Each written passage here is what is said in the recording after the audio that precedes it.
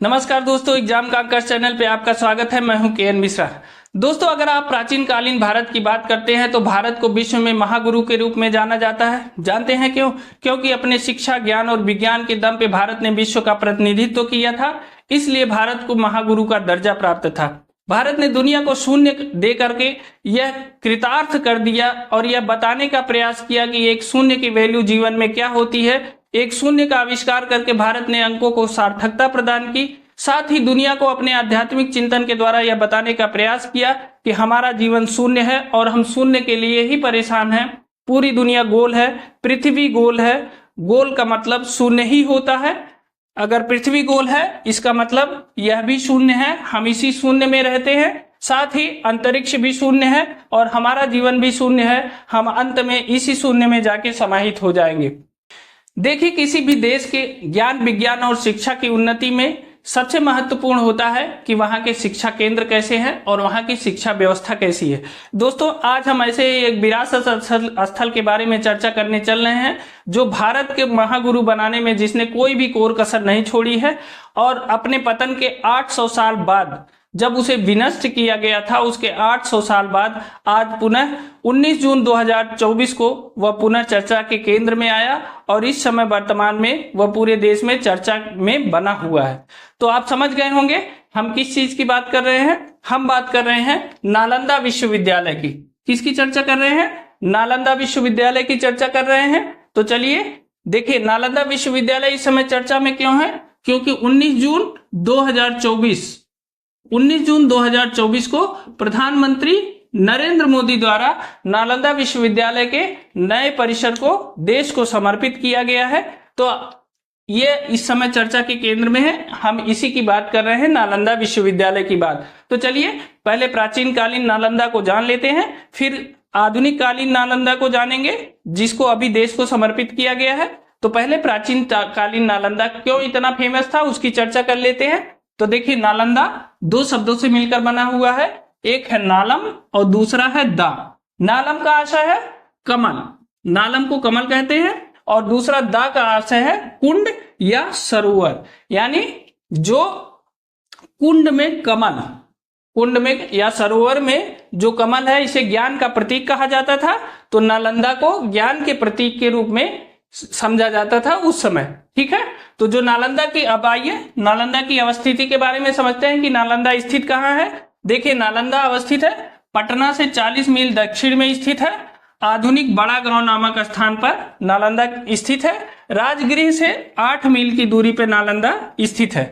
ठीक है, अब चलिए इसकी स्थापना देख लेते हैं। नालंदा विश्वविद्यालय की स्थापना कैसे हुई और या नालंदा विश्वविद्यालय की स्थापना किसने की। देखिए, नालंदा के बारे में जो सबसे विस्तृत विवरण किया है वो एक चीनी यात्री थे जिनका नाम था वेनसांग। वेनसांग 6ठी शताब्दी में भारत आते हैं और वो नालंदा में 18 महीने का समय बिताते हैं। और जब यहाँ से जाते हैं तो उन्होंने नालंदा के बारे में बहुत ही महत्वपूर्ण संस्मरण छोड़े हैं। उसी के दम पे नालंदा की चर्चा की जाती है और नालंदा के बारे में उससे विस्तृत जानकारी और कहीं नहीं मिलती। तो देखिए, नालंदा विश्वविद्यालय की स्थापना के संबंध में जो वेनसांग ने अपनी रचनाओं में बताया है, अपने संस्मरण में लिखा है, उसका कहना था कि शक्रादित्य नामक शासक थे। शक्रादित्य को इतिहास में कुमारगुप्त प्रथम के नाम से जाना जाता है, इन्हें महेंद्रादित्य भी कहा जाता है। तो शक्रादित्य ने जो है नालंदा विश्वविद्यालय की स्थापना की थी, यानी कुमारगुप्त प्रथम, ये गुप्त वंश का शासक था। इसने 415 से 455 ईस्वी के बीच में शासन किया। इसी बीच में इसने नालंदा विश्वविद्यालय की स्थापना की।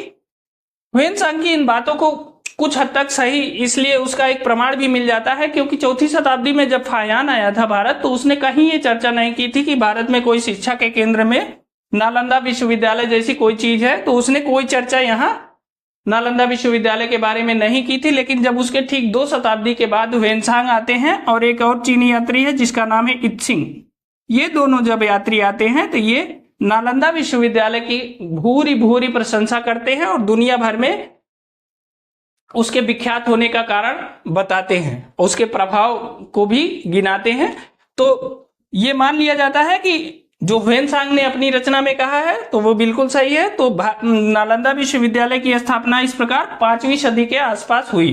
ठीक है, अब देखिए, जब नालंदा विश्वविद्यालय की स्थापना हो गई, कुमारगुप्त के समय में हुई। देखिए बौद्धों की जैसे बौद्ध धर्म की जैसे जैसे उन्नति होती गई वैसे वैसे जो बिहार थे छोटे छोटे, चूंकि बौद्ध जो है बिहारों की स्थापना करते थे जहां बौद्ध भिक्षु रहा करते थे जो शिक्षा के केंद्र थे। तो जो बिहार थे बौद्ध धर्म की उन्नति के साथ साथ बिहारों की उन्नति भी होती गई और ये शिक्षा के केंद्र के रूप में विकसित होते गए और ये बिहार धीरे धीरे बढ़ के बहुत बड़े बड़े बिहार महाविद्यालय और विश्वविद्यालय के रूप में कन्वर्ट हो गए। यही जो बिहार है इसी को नालंदा बिहार भी कहा जाता था। नालंदा बिहार भी एक बिहार ही था। नालंदा का पूरा नाम था नालंदा बिहार। ठीक है, तो ये बिहार शिक्षा के केंद्र के रूप में बड़े बड़े शिक्षा के केंद्र के रूप में स्थापित हो गए। ठीक, तो नालंदा बिहार के बारे में जब ह्वेनसांग लिखता है तो ह्वेनसांग चूंकि 18 महीने नालंदा बिहार में रह चुका था, तो जब नालंदा बिहार की स्थापना हो गई तो उसकी ख्याति दूर दूर तक फैलने लगी। तो उस समय के शासकों ने उसे संरक्षण प्रदान किया। अब देखिए नालंदा विश्वविद्यालय की स्थापना यहाँ होती है। जब नालंदा विश्वविद्यालय स्थापित हो गया ये कुमारगुप्त ने स्थापित किया। बाद में कुमारगुप्त के उत्तराधिकारी आए, उनका नाम था बुद्धगुप्त। बुद्धगुप्त ने नालंदा विश्वविद्यालय के दक्षिणी हिस्से में एक बिहार बनवाया। अब सोचिए बिहार ही शिक्षा के केंद्र थे तो इसकी एक शाखा के रूप में आप मान सकते हैं या इसकी एक सपोर्टिव बिल्डिंग के रूप में आप मान सकते हैं। तो ये बुद्धगुप्त ने एक बिहार बनवाया। फिर बुद्धगुप्त के बाद तथागत गुप्त आए। इन्होंने देखिए बुद्धगुप्त ने दक्षिणी हिस्से में एक बिल्डिंग बनवाया था, बिहार बनवाया था। उसके बाद आए तथागत गुप्त, ये कुमारगुप्त के उत्तराधिकारी थे। फिर आए तथागत गुप्त। तथागत गुप्त ने नालंदा के पूर्वी हिस्से में एक बिहार का निर्माण कराया और उसके बाद तथागत गुप्त का बेटा हुआ, ये उसका पुत्र है, ये तथागत गुप्त का पुत्र है। इसने नालंदा के पश्चिमी हिस्से में एक बिहार का निर्माण कराया और उसके बाद नालंदा के उत्तरी पूर्वी हिस्से में एक बालादित्य नामक शासक ने बिहार का निर्माण कराया। तो इस प्रकार नालंदा का जो आकार है वो बड़ा होता चला गया। ये शिक्षा के रूप में, शिक्षा के केंद्र के रूप में इसका आकार भी बढ़ता गया, ज्ञान भी बढ़ता गया और यहाँ आने वाले छात्रों की संख्या भी बढ़ती गई। बाद में कहा जाता है कि मध्यकाल में एक शासक हुआ जिसने यहाँ पे एक बिहार का निर्माण कराया और इसको चारों दीवारों से घेर दिया, चारों ओर। तो वो शासक ऐसा माना जाता है कि वो शासक हर्षवर्धन था। हर्ष ने इसे राजकीय संरक्षण प्रदान किया था और हर्ष ने यहाँ एक बिहार का निर्माण कराया और नालंदा को चारों ओर दीवारों से घेर दिया। जब ह्वेनसांग नालंदा का वर्णन करता है तो वह यहाँ की सारी सुविधाओं, सारे कमरे और बड़ी बड़ी जितनी यहाँ की व्यवस्थाएं थी सबके बारे में ह्वेनसांग बताता है। ह्वेनसांग कहता है कि जब वो यहाँ आया था तो यहाँ के कुलपति थे शीलभद्र। कौन थे? यहाँ के जो कुलपति थे वो थे शीलभद्र। उनको धर्म और ज्ञान का भंडार कहता है और वो उनके चरणों में बैठ के शिक्षा लेता था, ऐसा उसने बताया। तो शीलभद्र जो है उस समय वहां के कुलपति थे। ह्वेनसांग के अनुसार उस समय 10,000 बच्चे यहाँ शिक्षा ग्रहण करते थे। साथ ही 1500 शिक्षक उनकी शिक्षा दिलाने के लिए, उनको पढ़ाने के लिए वहां पे मौजूद थे। तो देखिए सबसे पहली बात कि इस प्रकार नालंदा का निर्माण हो गया। शीलभद्र वहां के कुलपति थे। अब आपको बताते हैं कि वहां प्रवेश प्रक्रिया कैसे होती थी। तो देखिए जब आप किसी विश्वविद्यालय में जाएं और आपको पता चले कि उस विश्वविद्यालय में प्रवेश करने से पहले उसके गार्ड को आपको अपना इंटरव्यू देना है। अगर गार्ड आपको ओके करेगा तब आप आगे जाके आपका एडमिशन हो सकता है या आपके अगले चरण की प्रक्रिया शुरू हो सकती है। यही काम होता था यहाँ नालंदा विश्वविद्यालय में। नालंदा विश्वविद्यालय में क्या होता था कि यहाँ जो गार्ड थे, द्वारपाल थे, जो उन्हें द्वारपाल कहा जाता था, जो द्वारपाल थे वो बहुत पढ़े लिखे हुआ करते थे और उस पढ़े लिखे द्वारपालों को सबसे पहले क्या होता था, जब कोई लड़का एडमिशन लेने, कोई छात्र एडमिशन लेने जाता था तो पहले द्वारपाल उसका इंटरव्यू लेते थे। ये धर्म और संस्कृति के ज्ञाता थे तो ये पहले उसका इंटरव्यू लेते थे। जब वो लड़का उसमें क्वालिफाई होता था तब उनके अगले चरण की शुरुआत होती थी, तब वो अंदर जाता था और उसके प्रवेश की प्रक्रिया शुरू होती थी। कई चरणों के इंटरव्यू और परीक्षा से उसको गुजरना पड़ता था, उसके बाद उसका एडमिशन होता था। ह्वेनसांग कहता है कि इस प्रक्रिया के चलते सिर्फ 20% लोग ऐसे थे जो क्वालिफाई कर पाते थे या जिनका एडमिशन हो पाता था। ठीक है, तो इस प्रकार ह्वेनसांग के अनुसार कि वहां की प्रवेश प्रक्रिया बहुत कठिन थी, लेकिन प्रवेश के लिए किसी जाति, किसी धर्म, इसकी कोई बाउंडेशन नहीं थी। साथ ही पूरी प्रक्रिया निःशुल्क शिक्षा की थी। वहां शिक्षा के लिए कोई धन नहीं लिया जाता था और आवासीय विश्वविद्यालय था, क्योंकि आप देख रहे होंगे कि जो इसकी लंबाई थी वो 1 मील थी और जो चौड़ाई थी 8 मील थी। इसमें 300 छोटे कमरे बने हुए थे जो किसके लिए थे, लेक्चर के लिए थे, और 8 बड़े कमरे भी यहाँ बने हुए थे। तो इस प्रकार एक भव्य आकार का, बड़े आकार का विश्वविद्यालय भी था। तो ह्वेनसांग कहता है कि ये आवासीय विद्यालय था और यहाँ निःशुल्क शिक्षा होती थी। जो इसका खर्चा था वो तत्कालीन गुप्त शासकों द्वारा 200 गांव की आय जो है इसे सौंपी गई थी। इसी आय से जो धन मिलता था, इसी से नालंदा विश्वविद्यालय का खर्चा चलता था। अब देखते हैं कि नालंदा विश्वविद्यालय में पढ़ाई किस बात की होती है। एक बहुत इंपॉर्टेंट बात है कि नालंदा विश्वविद्यालय जो था वो महायान बौद्ध धर्म से संबंधित था। किससे संबंधित था? महायान बौद्ध धर्म से। हीनयान और महायान 2 बौद्ध धर्म है, धर्म की 2 शाखाएं हैं। तो नालंदा विश्वविद्यालय महायान बौद्ध धर्म से संबंधित था। तो यहाँ सबसे पहले जिस धर्म से संबंधित था उसकी शिक्षा होगी। तो नालंदा में सबसे पहले महायान बौद्ध धर्म की शिक्षा पढ़ाई जाती थी। उसके बाद सांख्य, दर्शन, ज्योतिष, चिकित्सा, योग शास्त्र आदि की शिक्षा यहाँ दी जाती थी। साथ ही यहाँ जो विद्वान थे वो अपने अपने क्षेत्रों में बहुत मूर्धन्य और प्रख्यात विद्वान रहा करते थे। और यहाँ जो शिक्षा व्यवस्था थी वो वाद विवाद की शिक्षा थी। आमने सामने बैठा के शिक्षा दी जाती थी। छात्र आपस में किसी भी विषय पे वाद विवाद करते थे और फिर शिक्षक जो उनमें कमियां होती थी, जो त्रुटियां होती थी, उसको सुधारते थे और उसके बारे में सही जानकारी छात्रों को उपलब्ध कराते थे। तो ये थी यहाँ की शिक्षा व्यवस्था। यहाँ से जो छात्र निकलता था वो अपने ज्ञान का डंका पूरी दुनिया में बजाता था। ठीक है। यहाँ से सबसे बड़ी बात यह है कि जो यहाँ की उपलब्धियां भी हैं, यहाँ की उपलब्धियां जैसे यहाँ से जो विद्वान निकले वो तिब्बत में भारत के बौद्ध धर्म का प्रसार करने के लिए यहीं के विद्वान गए। जैसे चंद्रगोमिन और शांतरक्षित यहीं के विद्वान थे जो तिब्बत में बौद्ध धर्म को लेके गए। ठीक है। तो यहाँ के लोग जहां भी गए वहां अपने ज्ञान का डंका बजा दिए। अब देखिए नालंदा विश्वविद्यालय का जो सबसे मशहूर चीज था या जो सबसे फेमस चीज थी वहां की, वो थी वहां का पुस्तकालय। पुस्तकालय नालंदा विश्वविद्यालय का दुनिया भर में मशहूर था। इस पुस्तकालय का जो नाम था उसका नाम था धर्मगंज। नालंदा विश्वविद्यालय के पुस्तकालय का नाम था धर्मगंज। ये धर्मगंज की जो बिल्डिंग थी ये 3 हिस्सों में बटी हुई थी। एक को कहते थे रत्न सागर, दूसरे को कहते थे रत्नोदधि और तीसरे को कहते थे रत्नरंजक। इन तीनों बिल्डिंगों में धर्मगंज नामक पुस्तकालय स्थित था और ये तीनों बिल्डिंगें 9-9 मंजिला थी। 9 मंजिला, 9 मंजिला और 9 मंजिला, मतलब इन 27 मंजिले की ये पुस्तकालय थी। शायद आपने प्राचीन काल में कभी सुना नहीं होगा कि इतनी बड़ी पुस्तकालय की लाइब्रेरी इतनी बड़ी दुनिया में कहीं भी और हो। तो ये 27 मंजिला थी तीनों को मिला के। तो इनमें जो किताबों की संख्या बताई जाती है वो लगभग 50 लाख बताई जाती है कि 50 लाख किताबें यहाँ थी। ये सबसे बड़ी लाइब्रेरी थी दुनिया की और यहाँ बड़े बड़े विद्वान जो है दूर दूर से आते थे और यहाँ से जो किताबें थी उनको पढ़ते थे, उनका अध्ययन करते थे और उनके ज्ञान को अपने अंदर ग्रहण करते थे। तो जो सबसे बड़ा मतलब आकर्षित चीज था वो यहाँ का पुस्तकालय था। अब देखिए, अब आप सोच रहे होंगे कि इतना फेमस नालंदा विश्वविद्यालय जिसका काम ही था कि ज्ञान विज्ञान को बढ़ावा देना, सबसे बड़ी बात यह थी कि नालंदा विश्वविद्यालय में कभी डिफेंस या मिलिट्री साइंस की शिक्षा नहीं दी जाती थी। मतलब सैनिक शिक्षा का कोई प्रावधान यहाँ पे नहीं था। नालंदा विश्वविद्यालय में सैनिक शिक्षा नहीं दी जाती थी। जैसे तक्षशिला में दी जाती थी वैसे नालंदा में सैनिक शिक्षा का प्रावधान नहीं था। तो आखिर इस विश्वविद्यालय की किसी से क्या दुश्मनी रही होगी? कहा जाता है कि बख्तियार खिलजी, आप ये नाम सुने होंगे, बख्तियार खिलजी, यह जो है गोरी का एक सरदार था। इसने जो है बंगाल पे आक्रमण करने के क्रम में नालंदा विश्वविद्यालय पे आक्रमण किया और नालंदा विश्वविद्यालय को पूरी तरह से तहस नहस किया और इसकी लाइब्रेरी को आग लगा दिया। कहा जाता है कि 3 महीने तक ये लाइब्रेरी लगातार जलती रही।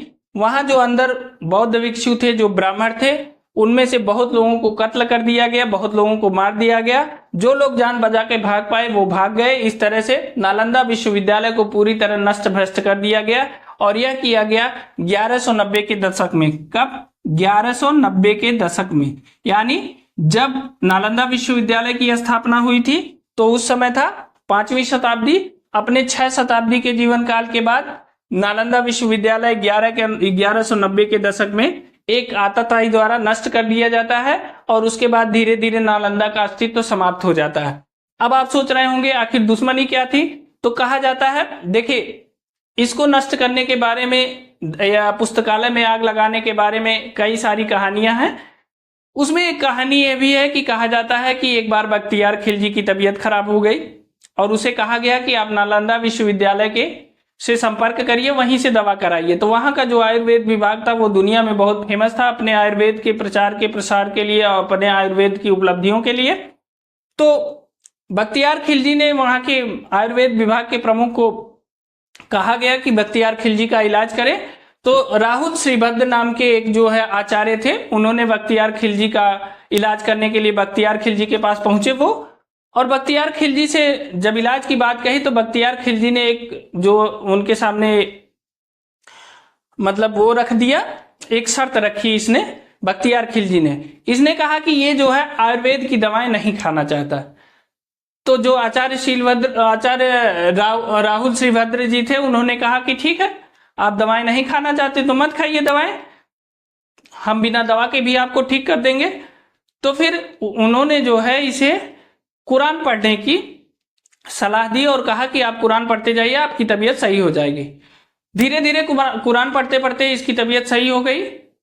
बाद में इसको पता चला कि जब यह कुरान पढ़ रहा था तो कुरान के पन्नों में आचार्य राहुल श्रीभद्र जी ने दवाओं का लेप लगा दिया था। अब देखिए, जब आप कोई पेज पलटते हैं तो हमारी आदत होती है कि जब किताबों के पन्ने हम लोग पलटते हैं तो ऐसे करके चाट लेते हैं, फिर पलटते हैं, फिर चाट लेते हैं। इसी क्रम में जब उस पन्नों में दवाओं का लेप लगा हुआ था तो धीरे धीरे वो दवाएं इसके जीभ के माध्यम से इसके शरीर में गई और इसके रोग ठीक हो गए, जल्दी से स्वस्थ हो गया।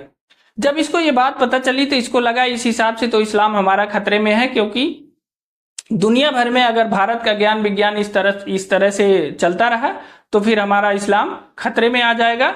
इसी को लेकर उसने पूरी नालंदा को नष्ट भ्रष्ट कर दिया, नालंदा की लाइब्रेरी को आग लगा दी और कहा जाता है कि 3 महीने तक इस लाइब्रेरी से धुआं उठता रहा और उसने वहां के पंडितों की हत्या कर दी। तो यह रही नालंदा की दुखद कहानी जो दुनिया भर में शिक्षा के लिए विख्यात थी, एक मूर्ख आदमी के अहंकार का शिकार हो गई। तो इस प्रकार नालंदा विश्वविद्यालय का पतन हो गया। लेकिन देखिए, नालंदा विश्वविद्यालय का पतन हो गया, लेकिन जो उसकी उपलब्धियां थी, उसके ज्ञान विज्ञान थे, उसका पतन कभी नहीं हुआ। वर्तमान में सरकार ने फिर से इसे जागृत करने का प्रयास किया, अपनी विरासत को संभालने का, अपने इतिहास को पुनर्जीवित करने का प्रयास किया। उसी क्रम में यह 19 जून की ऐतिहासिक डेट आई जब जो है पुनः जो नव नालंदा या नालंदा 2.0, नालंदा 2.0 या इसे नव नालंदा भी कहते हैं, नव नालंदा का उद्घाटन करके इसे देश को प्रधानमंत्री नरेंद्र मोदी जी ने देश को सौंप दिया।